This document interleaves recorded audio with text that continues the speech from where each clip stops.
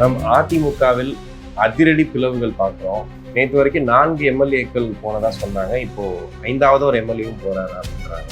இதுக்கெல்லாம் இன்னைக்கு இந்த நடந்துகிட்டு இருக்குல்ல, இந்த நாடகங்களுக்கெல்லாம் அப்பா ஒருத்தர் இருக்காங்க, ஒரு கட்சி இருக்கு. அந்த அப்பா கட்சி யாருன்னு நீங்க தான் பிஜேபி.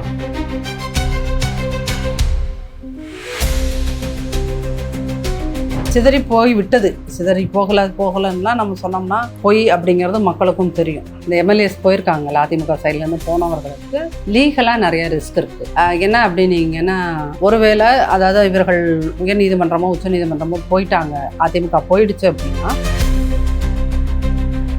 அதிமுகவை உருத்தெரியாமல் மாநில கட்சி ஒன்றை அழிக்கணும் அப்படிங்கிறது அது ஒரு திட்டம். அந்த திட்டத்துக்கு தாவேக்காவை பயன்படுத்திக்கிறாங்க, இல்லை இருக்கின்ற சூழ்நிலையில் தாவேக்கா அதை பயன்படுத்திக்குது அப்படிங்கிற மாதிரி அதை பார்க்க முடியும்.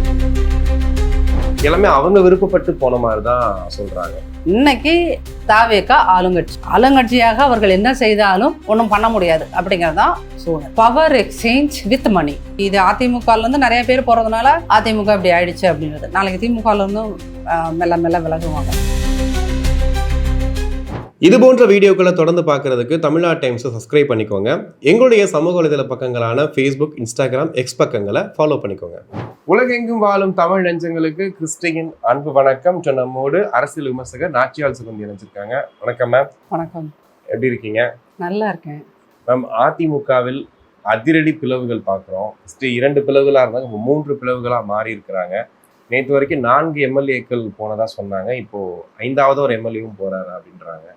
ஸோ அதிமுக என்ன ஆயிட்டு இருக்கு, என்னதான் நடக்குது அதிமுகவில்? இதெல்லாம் தேர்தல் அரசியலில் தவிர்க்கவே முடியாத விஷயங்கள்னு வச்சுக்கோங்க. இதுக்கெல்லாம் இன்னைக்கு இந்த நடந்துகிட்டு இருக்குல்ல, இந்த நாடகங்களுக்கெல்லாம் அப்பா ஒருத்தர் இருக்காங்க, ஒரு கட்சி இருக்கு. அந்த அப்பா கட்சி யாருன்னீங்கன்னா பிஜேபி. ஓகே.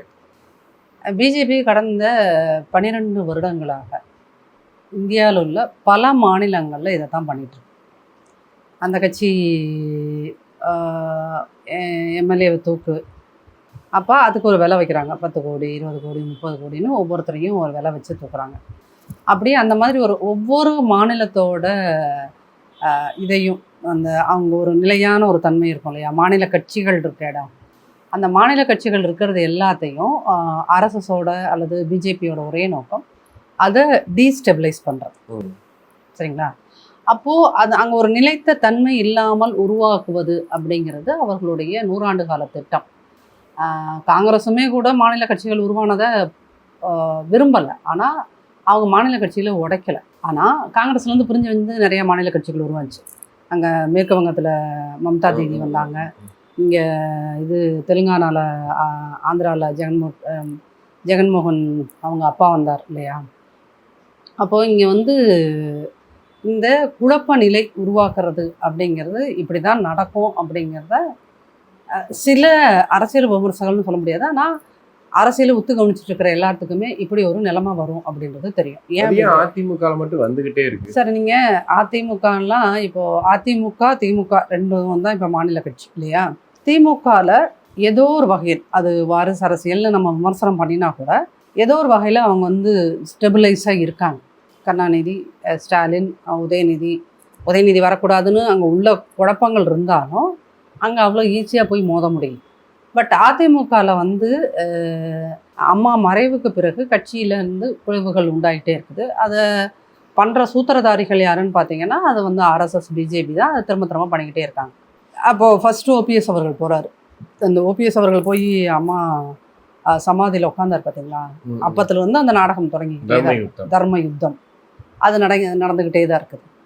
இப்போ அதெல்லாம் சட்ட சிக்கல்லாம் முடிஞ்சு கட்சி ஓரளவுக்கு இன்றைக்கி பொதுச் செயலாளராக எடப்பாடியார் வந்துட்டார் அப்படின்னு வந்ததுக்கு பிறகும் கூட அப்படியெல்லாம் ஒன்றும் உங்களை விட்டுற முடியாது அப்படின்னு அவங்க ஒரு இதை செஞ்சுக்கிட்டே இருக்காங்க. இப்போ அந்த இதில் தான் என்னென்னு பார்த்தீங்கன்னா, தாவேக்கா 108 சீட்டில் நிற்கிது அப்படின்னு 107 அப்படின்னு நின்னோன்னு பல்வேறு குழப்பங்கள் நடந்துக்கிட்டே இருக்கு. அந்த பல்வேறு குழப்பங்களில் நடந்துடக்கூடாதுன்னு சொல்லிட்டு தான் காங்கிரஸ் ஃபஸ்ட்டு போய் 5 பேர் ஜாயின் பண்ணாங்க. காங்கிரஸ் தன்னோட ஆதரவை தெரிவிச்சிச்சு. அந்த ஆதரவை அவங்க தெரிவித்தோன்னா காங்கிரஸ் போனால் எப்பயுமே பிசிகவும் இடதுசாரிகளும் பின்னாடியே போயிடுவாங்க. மக்கள் நல கூட்டணியில் வேற ஒரு காம்பினேஷன், இது வேற ஒரு காம்பினேஷன். ஸோ அவங்க வந்தாங்க, நடந்துச்சு. ஆனாலும் என்ன இது அப்படின்னு பார்த்தீங்கன்னா, இது வந்து அதிமுகவை உருத்தெரியாமல் மாநில கட்சி ஒன்றை வந்து அழிக்கணும் அப்படிங்கிறது அது ஒரு திட்டம். அந்த திட்டத்துக்கு வந்து தாவேகாவை பயன்படுத்திக்கிறாங்க. இல்லை இருக்கின்ற சூழ்நிலையில் தாவேகா அதை பயன்படுத்திக்குது அப்படிங்கிற மாதிரி அதை பார்க்க இல்ல முடியும். இப்ப 3 பேர் இப்ப ராஜினாமா பண்ணிட்டு போனதா இருக்கட்டும், இப்போ இசக்கி அவர் போனதா இருக்கட்டும், எல்லாமே அவங்க விருப்பப்பட்டு போன மாதிரி தான் சொல்றாங்க. இப்ப யாருமே வந்து தாவேகா அவங்களை குதிரை பேரம் பண்ணி வாங்குச்சு வாங்க அப்படின்னு சொல்லி கேட்ட மாதிரி எதுவுமே எந்த ரெக்கார்டும் இல்லை. இப்ப அவங்க ராஜினாமா பண்ணிட்டு போறாங்க. இது அவங்க உரிமை. நாங்க ராஜினாமா பண்ணிட்டு இன்னொரு கட்சியில போய் சேர்றோம் அப்படிங்கிற உரிமை தானே பார்க்க முடியும். இதுல எப்படி தாவேகா வந்து அதிமுக இல்லை, இது திட்டமிட்டு தாவேகா உடைக்குது? அதிமுகவை அழிக்குது அப்படின்றத நான் சொல்ல வரல. இந்த மாதிரி நீங்கள் சொல்கிறீங்கல்ல, அவர்களாக போனார்கள்னு. நீங்களாம் ஸ்கூல் ஸ்டூடெண்ட்டாக 2006 இருந்திருப்பீங்க. அந்த காலகட்டத்தில் தான் வைகோ அவர்களோட மதிமுக கட்சி இருக்குல்ல, ஆமா. அந்த கட்சியில் அவர் செஞ்சி ராமச்சந்திரன் அண்ட் எல் கணேசன் அவங்க 2 பேர்த்தையும் இப்படி தான் கண்ணாடி தூக்குனார். சரிங்களா? அப்புறம் அது பார்த்தா அவங்களா ராஜினாமா பண்ணிட்டு போனாங்க. அப்போ அந்தந்த கால சூழலுக்கு ஏற்ப ஒவ்வொருத்தரும் ஒவ்வொரு தன்னிலை விளக்கம் கொடுத்துருக்குறாங்க. அதே மாதிரி தான் வந்து அதிமுகலையும் நடந்துச்சு. இந்த பக்கம் கேப்டனோட கட்சியில் வந்து ஒரு 7 பேர் இந்த பக்கம் வந்தாங்க. மொத்த பேரையும் தூக்கிட்டு வந்தாங்க. மொத்த பேர்ல ஒரு 7 பேர் 7 பேர் வந்தாங்க. 7 பேர் வந்தாங்க. ஆனா ராஜினாமா பண்ணிட்டு வரல. எல்லாம் அப்படியே தான் வந்தாங்கன்னு வச்சுக்கோங்க. அப்போ இங்கே வந்து என்ன அப்படின்னா, இன்னைக்கு நடந்துட்டு இருக்குல்ல இந்த நாடகம்லாம், அது இன்னைக்கு தான் புதுசாக வரலாற்றில் புதுசாக நடக்குதுன்னு இல்லை. என்னன்னா ஜனநாயகம்னு ஒரு விஷயத்த நம்புறாங்கல்ல, அவங்க எல்லாத்துக்கும் தான் இது ரொம்ப வழி தரக்கூடிய ஒரு விஷயமா இருக்கும். ஆனா சட்டப்படி இது சரின்ற மாதிரி இருக்கு. சட்டப்படி சரியில்லை. இதெல்லாம் ஏற்கனவே நான் இது சட்டப்படி சரின்னு நான் சொல்ல வரல. ஓகே. ஆனால் இதெல்லாம் ஏற்கனவே நடந்த விஷயங்கள் தான் திரும்ப திரும்ப நடக்குது. இப்போ கருணாநிதி அவர்கள் மதிமுகல இருந்து தூக்கினதோ, இல்லை அதிமுகல இருந்து இந்த பக்கம் போனதோ, தேமுதிகல இருந்து இந்த பக்கம் அதிமுக பக்கம் வந்ததோ, இதெல்லாம் என்னன்னா திமுகவோ இல்லை அதிமுக வந்து இப்படி பாதியில் தொங்கிட்டு இல்லை, அவங்க சப்போர்ட் பண்ணுறதுக்காகன்னு அது போகும். சரிங்களா? ஆனால் இன்னைக்கு இங்கே இருக்கிற சிச்சுவேஷன் என்னன்னா, இவர்களுக்கு தாவேகாவுக்கு வந்து சப்போர்ட் தேவைப்படுது. ஆட்சி நிலையாக நடக்கணும்னா இந்த விசிகேக்காரங்களோ இல்லது ஐயுஎம்எல்லோ காங்கிரஸோ என்னைக்காவது பிரச்சனை பண்ணிட்டா என்ன பண்ணுறது? ஏன்னா அதுக்கு வந்து இன்னொரு பக்கம் பார்த்தீங்கன்னா, ஸ்டாலின் அவர்கள் தோல்வியை ஒத்துக்க முடியாமல் இந்த ஆட்சி என்னைக்காவது கவுந்துரும், இந்த ஆட்சி என்னைக்காவது கவுந்துரும்னு சொல்லும்போது, அப்போ ஆட்டோமேட்டிக்காக நம்ம வந்து ஒரு சரியான இடத்துல பாதுகாப்பாக வச்சுக்கணுங்கிறதும் வரும். அப்போ இது 4 பக்கமும் இதை யோசிக்க போது இதில் எதுவும் சரி எதுவும் தப்பு அப்படின்றதெல்லாம் எதுவும் அரசியலுங்கிறது வந்து இன்றைய தேதிக்கு தமிழ்நாட்டில் மற்ற மாநிலங்களில் விட தமிழ்நாட்டில் வந்து இது முழுக்க ஒரு பணம் சம்மந்தப்பட்ட விஷயமா மாறி. ஓகே. இப்போ இதுலேயும் பணம் விளையாடி இருக்குன்னு எடுத்துக்கலாம் சார். இதில் A to Z எல்லாமே பணம் தான். அதனால் இது வந்து ஒன்றும் போனவங்களும் புனிதமானவர்கள் கிடையாது, இந்த பக்கம் நிற்கிறவங்களும் ஒன்றும் புனிதமானவர்கள் கிடையாது அப்படிங்கிறது தான் உண்மை. ஓகே. இப்போ அவங்களுக்கு இருக்கக்கூடிய ரிஸ்க் என்ன? இப்போ தாவேக்காக்கு ரிஸ்கா இல்லை அந்த எம்எல்ஏக்களுக்கு ரிஸ்கா இப்போ போனதுனால? ஏன்னா 1 மாதம் கூட முடியல, அது கூட ரிசைன் பண்ணிட்டு போகிறாங்க.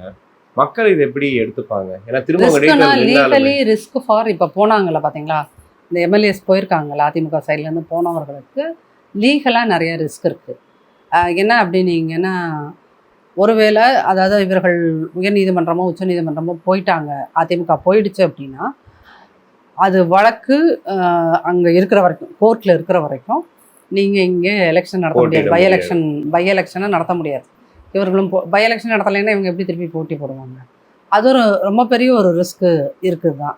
ஆனால் ரிஸ்க்கெல்லாம் பார்த்தா முடியுமா அப்படிங்கிற இடத்துல தான் அவங்க அதை போயிருக்காங்க. தாவேகா இருக்கிறது என்ன அப்படின்னீங்கன்னா, தாவேகா உண்மையில் இன்றைக்கி இந்த விளையாட்டெல்லாம் அழகாக நடக்கும் சார், நடந்து முடிஞ்சிடும். இப்போது அண்ணா அவர்கள் திமுகன்னு ஒரு கட்சியை உருவாக்குனார்ல, அன்னைக்கு அந்த திமுகவுக்குள்ளே இருந்தவங்க எல்லாமே அண்ணாவை முழுமையாக நம்பி அண்ணாவை ஒரு தத்துவமாக பார்த்து உள்ளே வந்தவர்கள். சரிங்களா? அவங்க தான் இன்ன வரைக்கும் இருக்காங்க. ஓகே. 49 இன்ன வரைக்கும் அவங்க தான் இருக்காங்க இந்த திமுக நம்பி. அதிமுக அதிமுக வந்து புரட்சித் தலைவர் எம்ஜிஆரால் ஆரம்பிக்கப்பட்டது அப்படின்னா, அது புரட்சித் தலைவர் மேல் இருக்கின்ற அபிமானத்தாலும் நம்பிக்கையாலும் அதிமுகவுக்கு வந்தாங்க. சரிங்களா? ஆனால் இன்றைக்கி தாவேகாங்கிற கட்சி எப்படி இருக்குன்னு பார்த்தீங்கன்னா, விஜய் அவர்களை ஒரு தலைவராகவோ இல்லை ஒரு சிஎம்மாகவோ ஒரு பெரிய நடிகரோட ரசிகர்களாகவோ ஏற்றுக்கொண்டவர்கள் இருப்பது ஒரு 60%. மீதி 40% அதில் இந்த 40% பெரும்பாலானவர்கள் அதிமுகலேருந்து போகிறாங்க. கொஞ்சம் பர்சன்டேஜ் இங்கிட்ட திமுக எல்லாத்துலேருந்தும் போவாங்கன்னு வச்சுக்கோங்களேன். அந்த பர்சன்டேஜ் அந்த 40ல் 30% இந்த பக்கம் அதிமுகலேருந்து போகுது. மீதி பர்சன்டேஜ் திமுக, காங்கிரஸ் இருக்கிற எல்லா கட்சியும் கலந்துக்கிட்டு பாஜகலேருந்து கூட போவாங்க. ஸோ அப்போ என்ன ஆகும் அப்படின்னீங்கன்னா, இப்போ இந்த ஒரு பச்சை கலரோட ஒரு மஞ்சள் கலர் சேர்த்திங்கன்னா அது ஏதோ ஒரு டிஃப்ரெண்ட்டான ஒரு கலராக தூக்கும். அப்போ அது ஒரிஜினல் பச்சையாகவும் இருக்காது, ஒரிஜினல் மஞ்சையாகவும் இருக்காது, அது ஏதோ டிஃப்ரெண்ட்டாக ஒரு கலர் கொடுக்கலாம். அந்த மாதிரி தாவேக்கா ஆகிடும். இப்போ தாவேக்கா வரும்போது என்ன சொன்னாங்க, விஜய் அவர் என்ன சொன்னார், தூய சக்தின்னு சொன்னார். மாற்றம் கொண்டு வரப்படும் அப்படின்னாரு. ஒரிஜினலில் விஜய் அவர்களை நம்பியவர்கள் மட்டும் போயிருந்தா அது மாற்றம். சரிங்களா? இப்போ ஒரு அதிமுக அரசியலும் நீங்க தான் சொன்னீங்க எல்லாமே நடக்கும், எல்லாம் பண்ணித்தான் ஆகணும்னு சொல்லிட்டு, இப்போ அவரும் அரசியல்வாதி ஆயிட்டாரு. இல்லை நீங்க அரசியல் பண்றதுல தப்பு இல்லை சார்.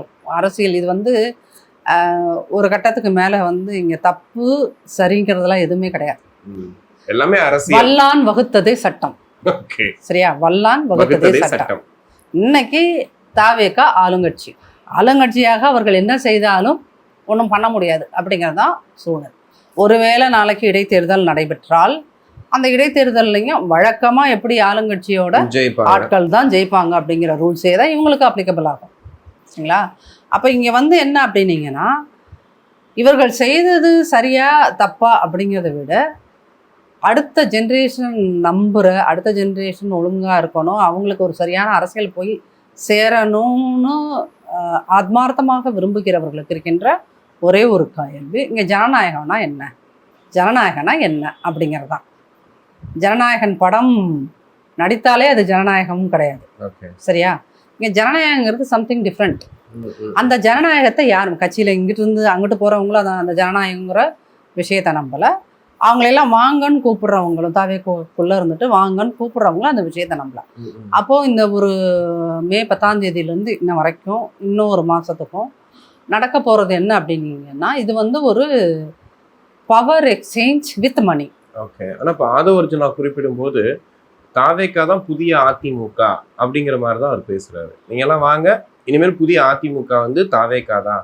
அப்போ ஒரு வெல் பிளான்டா தான் இருக்காங்களா? ஏன்னா உள்ள போறாங்க, தலைமைச் செயலகத்துல கீழ் ஃப்ளோர்ல ரிசைன் பண்றாங்க, மேல் ஃப்ளோர் நடக்குது, அட்டை கூட உடனே ரெடி ஆயிடுது, துண்டு போடுறது.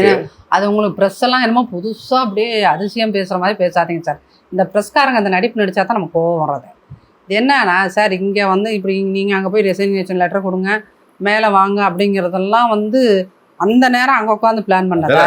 அது மே 10ஆம் தேதியிலேருந்து பேசுனது தான் இன்னைக்கு எத்தனை 25ஆம் தேதி வரைக்கும் இந்த நாடகம் வருது. சரிங்களா? அப்போ இது ஒரு 10 நாள் 15 நாள் பேசி எடுக்கப்பட்ட ஒரு நாடகம். தலைமைக்கு இந்த பிரச்சனையே தெரியாதா சார்? எல்லா இடத்துலையும் இப்போ இங்கே இல்ல அவரை தனிச்சு விட்ட மாதிரி இப்ப அவர் என்ன முடிவெடுக்கிறது? இப்ப அவர் ஒரு அறிக்கை போடுறாரு, நடக்கிறது வேற மாதிரி நடந்துகிட்டு இருக்கு. அப்ப அதிமுக யார் கண்ட்ரோல்ல தான் இருக்கு?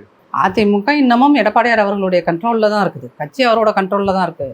கட்சியை விட்டு போற இந்த 25 பேர்த்துல இப்போ எதனா 5 பேர் போயிருக்காங்கன்னா இன்னும் எத்தனை பேர் போவாங்கன்னு தெரியல. அது இல்லாம எம்எல்ஏ பதவியில இருக்கிறவங்க இல்லாம கட்சியில வெவ்வேறு நிலைமைகள்ல இருக்கிறவங்க எத்தனை பேர் போக போறாங்கன்னு தெரியல. கவுன்சில் நிறைய பேர், உறுப்பினர்கள் நிறைய பேர் அதெல்லாம். ஸோ அதனால என்ன அப்படின்னீங்கன்னா, இது இன்னைக்கு இது அதிமுகலேருந்து நிறைய பேர் போகிறதுனால அதிமுக இப்படி ஆயிடுச்சு அப்படின்றது. நாளைக்கு திமுகலேருந்தும் மெல்ல மெல்ல விலகுவாங்க. ஏன் அப்படின்னு கேட்டிங்கன்னா, அதிமுக திமுக 2 கட்சியிலையுமே உழைப்பவர்களை மதிக்கவில்லை. அந்த ரியாலிட்டியை நமக்கு இருக்கு.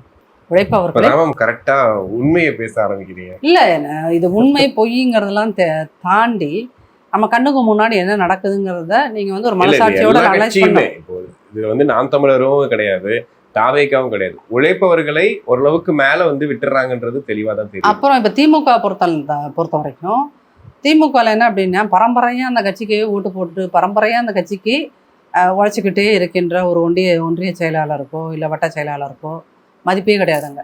இங்கே அதிமுகலேருந்து அங்கே போறவருக்கு தான் மதிப்பு. உடனே அவங்கள தான் சீட்டு கொடுக்குறாங்க, அவங்கள தான் போன தடவை நிறைய பேர்த்த அமைச்சர்கள் ஆக்கினாங்க. அப்படிங்கும்போது கட்சிக்காக உழைக்கின்றவர்களை, சின்சியராக உழைக்கிறவங்களை ஒரு கட்சி தலைமை கண்டுக்கல அப்படின்னீங்கன்னா அது அவ்வளோதான். இப்போ அதிமுகவில் அந்த பக்கம் போயிருக்காங்களா மரகதம் குமரவேல், அவங்க பார்த்தீங்கன்னா 2014 அவங்க ரொம்ப யங் லேடி, ஒரு 30 கூட ஆயிருக்காது. அப்போ அம்மா அவங்களுக்கு எம்பி பதவி கொடுக்குறாங்க, எம்பி ஆக்கி விடுறாங்க. மரகதம் அவங்களுக்கு அவங்க வந்து அந்த ஏரியாக்குள்ளே அவ்வளோ ஒன்றும் ஃபேமஸான ஆள்லாம் கிடையாது. அவங்க வந்து ரொம்ப ஒரு அவங்களோட பொருளாதார சூழல்லாம் வந்து ரொம்ப ஒரு மோசமான ஒரு கண்டிஷனில் இருந்தவங்க தான். ஒரு லோயர் மிடில் கிளாஸ் விமன் அவங்க, சரிங்களா? அவங்கள கொண்டு வந்து எம்பி ஆக்குறாங்க. ராஜலட்சுமின்னு ஒரு மேடம் சவுத்தில் இருக்காங்க, அவங்க அந்த மாதிரி தான், அவங்கள அமைச்சராக்குறாங்க. அப்போது இந்த கட்சிக்கு நம்ம உழைச்சிக்கிட்டே இருக்கலாம், என்றைக்கு வேணாலும் நம்ம அம்மாவோட பார்வை நம்ம படும், எப்போ வேணாலும் எப்படி வேணாலும் நம்ம ஆகலாம் அப்படின்னு இருந்தபோது இங்கே அந்த நிலைமை இல்லை.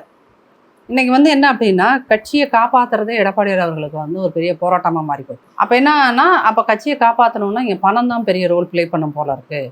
அதனால பணம் இருக்கிற ஆட்களையெல்லாம் நம்ம எம்எல்ஏ ஆக்கணும் அப்படிங்கிறது தான் இந்த 2026 எடுக்கப்பட்ட முடிவு. இப்போ வந்து அந்த மாதிரி ஆட்கள் தான். இப்போ இசக்கி சுப்பையா அப்படின்னு எடுத்துட்டிங்கன்னா, அவர்லாம் வந்து சவுத்தில் தென்காசி சைடு பார்த்தீங்கன்னா நிறைய ஸ்கூலு காலேஜ் அது இதுன்னு நிறைய வச்சுருக்காரு, ரிசார்ட்ஸு அது இதுன்னு ஒரு பெரும் பணக்காரர், சரிங்களா?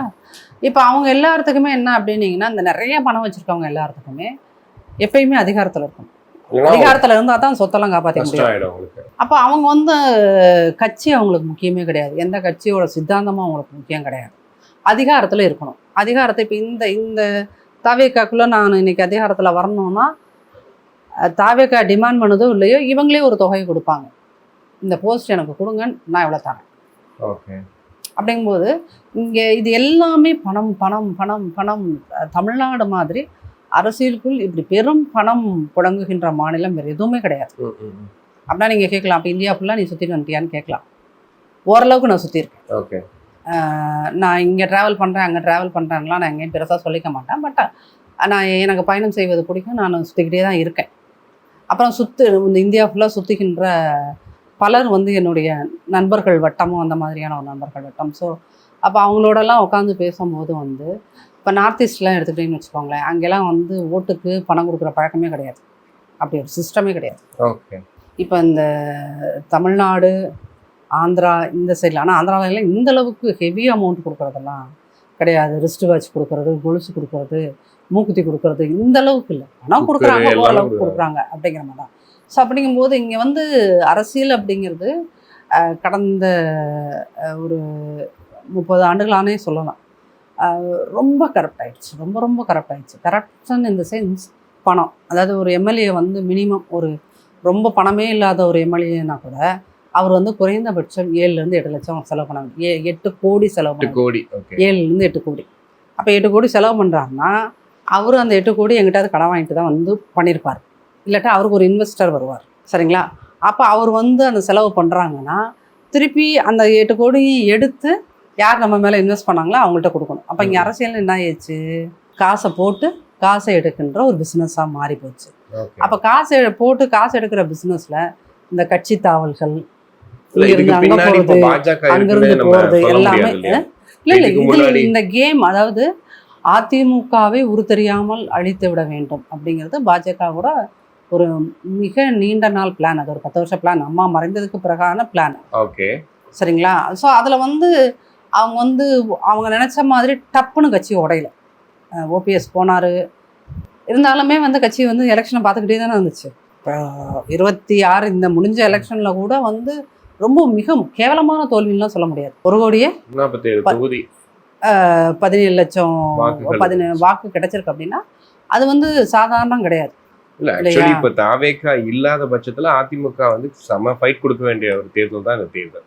ஆமா, ஒருவேளை தாவேக்கா வந்து வராம இருந்திருந்தா அதிமுக தான் இருந்திருக்கலாம், வாய்ப்பு இருக்கு, சரிங்களா? அப்போ இங்க வந்து இன்னைக்கு தாவேக்கான்னு வந்ததுக்கு பிறகான இந்த அரசியல் நாடகங்கள் ஒவ்வொரு நாளும், அதாவது ஒரு சூப்பரான இது இங்கிலீஷ் படத்துல கூட இவ்வளோ கிரைம் சீரீஸ் எல்லாம் விட இந்த கிரைமும் இந்த இதுவும் வரும்ல, பேய்த்தனமும் கலந்து ஒரு படம் வரும்ல, அது வந்து எப்படி இருக்கும், திடீர்னு திக்குன்னு ஆகும்ல, அந்த மாதிரி தான் போட்டுட்டே தான் இருக்காங்க. அதாவது இந்த ஒரு இது சினிமால எல்லாம் சொல்லுவாங்க, ஒருத்தர் வந்து பேசுவாரு, இதயம் பலகீனானவர்கள் கர்ப்பிணி பெண்கள்லாம் வந்து நீங்கள் வந்து இதை பார்க்காதீங்கன்னு. அது மாதிரி தான் உண்மையிலுமே அரசியலை ஒரு பொழுதுபோக்காக நினைக்கிறவங்க நியூஸ் பாருங்கள், அரசியலை வந்து ஒரு சின்சியராக பார்க்குறவங்க தயவுசெய்து நியூஸ் பார்க்கவே கூடாது. நானும் நியூஸ் பார்க்கறதே கிடையாது. ஓகே. ஏன்னா அந்த மியூசிக் ஒவ்வொரு சேனலும் ஒவ்வொரு மாதிரி போடுறதுலையே நம்மளுடைய மூளை அதிர்வுகள் வேறு மாதிரியாகி போட முடியாமல் போயிடும். ஆனா இப்போ அதிமுக தொண்டர்கள் இப்போ எம்ஜிஆர் உருவாக்கிய ஒரு கட்சி, ஜெயலலிதா அவர்கள் கொண்டு வந்த கட்சி, அதிக முறை தமிழ்நாட்டை ஆண்ட கட்சி, இவ்வளவு பெரிய பேர் வாங்கின ஒரு கட்சி. பட் இன்னைக்கு வந்து அவங்க என்ன பண்ணிட்டு இருக்காங்க, என்ன நடந்துகிட்டு இருக்கு அப்படின்னு அவங்களுக்கு மனக்குழப்பம் இருக்கும்ல. இப்போ பாதி பேர் தாவேக்காக்குள்ள போறாங்க, 2 பேர் முடிவெடுக்காம இருக்கேன்றாங்க, ஒருத்தர் தனியா நான் தான் அதிமுகன்னு சொல்றாரு. இது இங்க இருந்து பார்க்கும்போது அந்த தொண்டர்களுக்கு, ஏன்னா நீங்க சொன்ன உயிர் தொண்டர்கள் நிறைய பேர் இருக்காங்க இல்லையா, ரத்தத்தின் ரத்தங்கள்னு சொல்லிட்டு, இப்ப அவங்களுடைய மனநிலை என்னவா இருக்கும்? மனநிலைமை வந்து பாதி பேர் வந்து இன்னும் நம்பிக்கையோட தான் சார் இருக்காங்க. கட்சி எப்படியாவது எடப்பாடியார் மீட்டுருவாக்கம் செஞ்சிருவாருன்னு நம்புறவங்களும் இருக்காங்க. சில பேர் எங்க எல்லாரையும் என்னப்பா இப்படி ஆச்சு சேர்த்ததானே. அப்படின்னு சொல்லி விரக்தியில் இருக்கிறவர்களும் இருக்கிறார். ஓகே. ரெண்டு தரப்பட்ட மனநிலைமையில் இருக்குது. சும்மா வந்து எல்லாரும் நம்பிக்கையோட இருக்கிறாங்க, நாங்கள் வந்துருவோம் அப்படிலாம் கிடையாது. இது வந்து ஒரு விரக்தி மனநிலைமையில் இருக்கிறவங்களும் இருக்கதான் செய்றாங்க. இனிமேல் இது என்ன ஆகும், என்ன பண்ண முடியும் அப்படின்ற ஒரு யோசனையில் இருக்கிறவங்களும் இருக்காங்க. ஆனா ஒரு தவறா எடுத்துக்கலாமா? ஏன்னா இன்னைக்கு எல்லாரையும் ஒருங்கிணைக்கிற வேலையை பார்க்காம திமுக அதிமுக கூட்டணி வரைக்கும் பேச முடியுது. ஏன் சசிகலா அவர்களையும் தினகரன் அவர்களையும் ஒன்றா சேர்த்துக்கிட்டு நம்ம ஒருங்கிணைந்த அதிமுக போறதுல என்ன சிக்கல்னு ஒரு கேள்வி இருக்கு. இல்லை, அந்த மாதிரி ஒரு ஸ்டெப்ஸ் எல்லாம் எல்லாத்தையும் சேர்க்கணும், போகணும், வரணும்னா அது 26 தேர்தலுக்கு முன்னாடி செஞ்சுருக்கணும். இனிமேல் செஞ்சால் அது ரிசல்ட்டு கொடுக்குமான்றதே தெரியல. ஓகே. இனிமேல் வந்து நீங்கள் சசிகலா அம்மையாரை கூப்பிட்றதோ இல்லை இந்த பக்கம் டிடிவி இல்ல இப்ப தனித்தனியா பிரிஞ்சு எல்லாருமே அது மேல கல் வீசுறாங்க. ஒரேடியா 4 பக்கம் வந்து அதிமுகன்றது மேல கல் வீசிட்டு அவங்களும் அப்படியே குழிக்குள்ள போற மாதிரி தானே இருக்குது. இல்லை, அதுதான் நடந்திருக்குது. அதுதான் நீங்கள் சொல்கிறது தான் இப்போ எக்ஸாக்டாக நடந்திருக்கு. பட் இனிமேல் அதை செஞ்சு அதனால் பலன் இருக்குமான்னு தெரியல. ஏன்னா ஓகே. சிதறி போய் விட்டது. சிதறி போகலைன்னுலாம் நம்ம சொன்னோம்னா அது வந்து பொய் அப்படிங்கிறது மக்களுக்கும் தெரியும். இந்த குழப்பத்தை நம்ம இனிமேல் எப்படி சால்வ் பண்ணுறதுங்கிறத பார்க்கணும். போகிறவங்க எவ்வளோ பேர் போகிறீங்களோ, போனதுக்கப்புறம் உட்காந்து இருக்கிறவங்களாவது உட்காந்து பேசி நம்ம எப்படி கன்ஸ்ட்ரக்டிவாக கட்சியை கொண்டு போகிறதுன்னு பார்க்கணும். இப்போ டிஎம்கேயில் வந்து ஒரு விஷயம் அவங்கள வந்து பாராட்டி தான் ஆகணும். என்ன அப்படின்னா, தோல்விக்கு பிறகு டெய்லியும் வந்து விஜய் தான் தோல்விக்கு காரணம்னு அவர் ஸ்டாலின் ஐயா போகிற இடத்துல எல்லாம் புலம்பினாலும் உடனே ஒரு மீட்டிங்கை போடுறாங்க, பேசுகிறாங்க, உயிர் போட வச்சுக்கிறாங்க. அப்போ அது உயிர் போட வச்சுக்கிறாங்க. தொண்டனுக்கு வந்து என்னன்னா, உதயநிதி பேசுகிறாரு, நம்ம தலைவர் பேசுகிறாரு அப்படின்னா அவனுக்கு ஒரு உற்சாகம் வந்துடுது. நம்ம அப்படின்னா ஒன்று தோற்று போக மாட்டோம், அடுத்து நம்ம தான் வந்துடுவோம்னு அந்த நம்பிக்கையை தொண்டர்களுக்கு கொடுத்துக்கிட்டே இருக்கணும். ஆனால் இங்கே தொண்டர்களை ஒன்றிணைக்கதே ஒரு வேலையாக இருக்குது. இங்கே தொண்டர்களை இல்லை, நீங்கள் இவ்வளோ நேரத்தில் வந்து கூப்பிட்டுருந்துருக்கணும். என்ன அந்த பக்கம் சட்டப்படி போகின்ற குழப்பங்கள் போயிட்டே தான் இருக்கும், அது ஃபேஸ் பண்ணிக்கணும். இந்த பக்கம் வந்து ஒரு பெரிய தொண்டர்கள் கூட்டத்துக்கு போட்டு அது அட்லீஸ்ட் மாவட்ட வாரியாவது போட்டு அதெல்லாம் பேசியிருந்துருக்கணும். அப்படி ஒரு நம்பிக்கை கொடுக்கல அப்படின்னாலே எல்லாருமே ஒரு மனச்சலிப்புக்கு ஆளாயிருவாங்க. அதுதான் இப்போ மெதுவாக நடந்துக்கிட்டே இருக்கு. கண்டிப்பாக நிறைய விஷயங்கள் பேசணும். நேரத்துக்கு நன்றி.